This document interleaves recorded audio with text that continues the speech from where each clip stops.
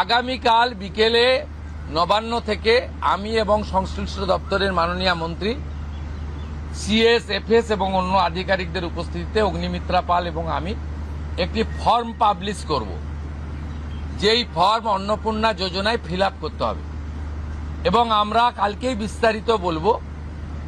কারণ এনরোলমেন্ট যখন যত তাড়াতাড়ি করবেন তত বেনিফিট আমরা দিতে পারবো।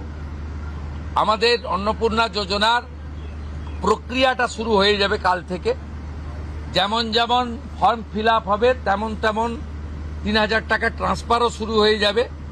আর যতক্ষণ না ৩,০০০ টাকা ট্রান্সফার হচ্ছে, স্বাস্থ্যসাথী যেমন কন্টিনিউ রাখা হয়েছে আয়ুষ্মান ভারত কনভার্ট না হওয়া পর্যন্ত, এখানে আপনার লক্ষ্মী ভাণ্ডারকেও কন্টিনিউ করা হবে।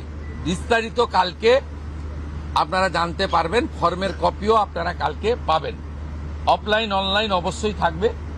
শুধু পাবলিকের উপরে ছেড়ে দেওয়া হবে না, বিধায়করা নিজ উদ্যোগে ফর্ম ফিল আপ করাবেন এবং সরকারও বিডিওদের নেতৃত্বে প্রত্যেক বাড়িতে বাড়িতে ফর্ম ফিল আপের জন্য সহযোগিতা করার জন্য লোক পাবেন। এবং মাথায় রাখতে হবে, ভারতীয়রাই কেবলমাত্র এই সুযোগ পাবেন, অভারতীয়রাই সুযোগ পাবেন না।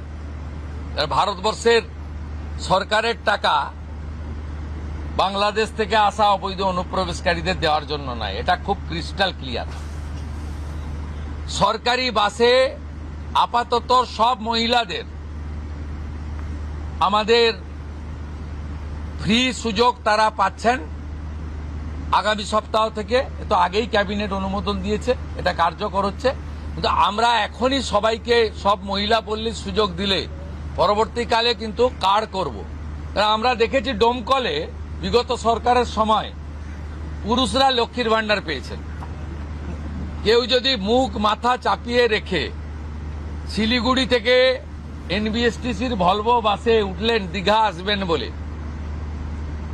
তিনি যদি বোরখা পরে চলে আসেন, তাহলে তাকে পুরুষ না মহিলা দেখার কোনো মেকানিজম বাসের ড্রাইভার কন্ট্রাক্টরের নেই। আপাতত চালু করলেও পরে আমরা মহিলাদের জন্য আলাদা ফ্রি কার্ড করে দেওয়ার ব্যবস্থা করব। আমরা প্রাথমিকভাবে আলোচনা করেছি এবং এটা আমরা কার্যকর করতে চলেছি।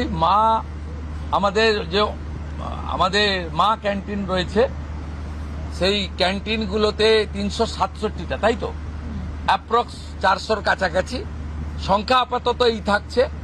সেখানে আমরা ২ দিন করে মাছ খাওয়াবো, সপ্তাহে 2 দিন করে মাছ খাওয়াবো, 5 টাকাতেই খাওয়াবো।